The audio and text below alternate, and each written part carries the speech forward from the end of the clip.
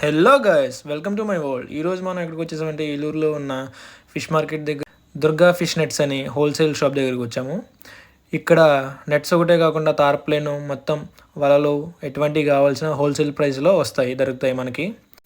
మనం ఈరోజు ఎందుకు వచ్చామంటే మా చెరువు పైన కట్టడానికి నెట్ కోసం అని చెప్పేసి వచ్చాము. ఇదిగో తీసుకున్నాము, ఇవే మన బాక్సు.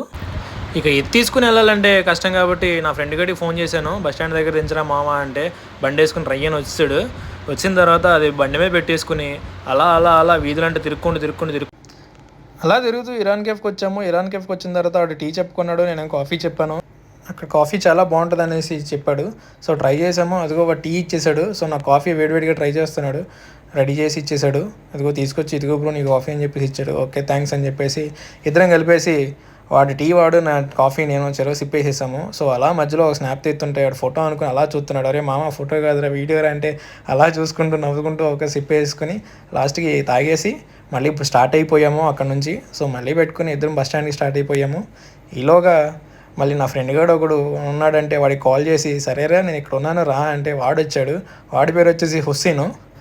ఇదిగో వీడే హుస్సేన్ అంటే వచ్చాడు. ఆఖరికి వచ్చిన వాళ్ళు స్టాండ్ వేస్తుంటే ఇది కింద పెట్టి మా వాడు స్టాండ్ ఇరిగిపోయింది.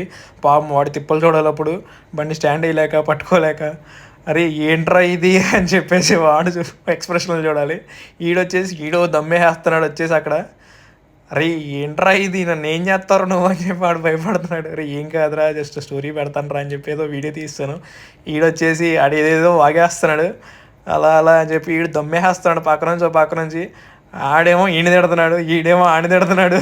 సరిపోయింది. అలా అలా అదిగో ఇదేమో తంగెళ్ళి మూడు అంతేనా. అలా అలా బస్ కోసం వెయిట్ చేస్తున్నాం. సరే ఇది ఇలా పని అయ్యేలా లేదని చెప్పేసి మళ్ళీ బండి వేసుకుని రిటర్న్ బయలుదేరిపోయాము బస్ స్టాండ్ వైపు. ఈసారి మామ ఇది నువ్వు పెట్టుకోరా అని చెప్పేసి వాడి బండి మీద ఇచ్చేసాము. వెళ్ళిన తర్వాత అలా ఫ్లైఓవర్ మీద పాత బస్ స్టాండ్ వైపు వెళ్తుంటే ఫ్లైఓవర్ మీద ఎక్కాము. ఎక్కిన తర్వాత సగం దూరంలో మాకు బస్సు ఆపోజిట్లో వచ్చింది. అరే మామ బస్సు రా అనేసరికి ఓకే అని చెప్పి వెనక తిప్పిపోయాడు. వెనక తిప్పిన తర్వాత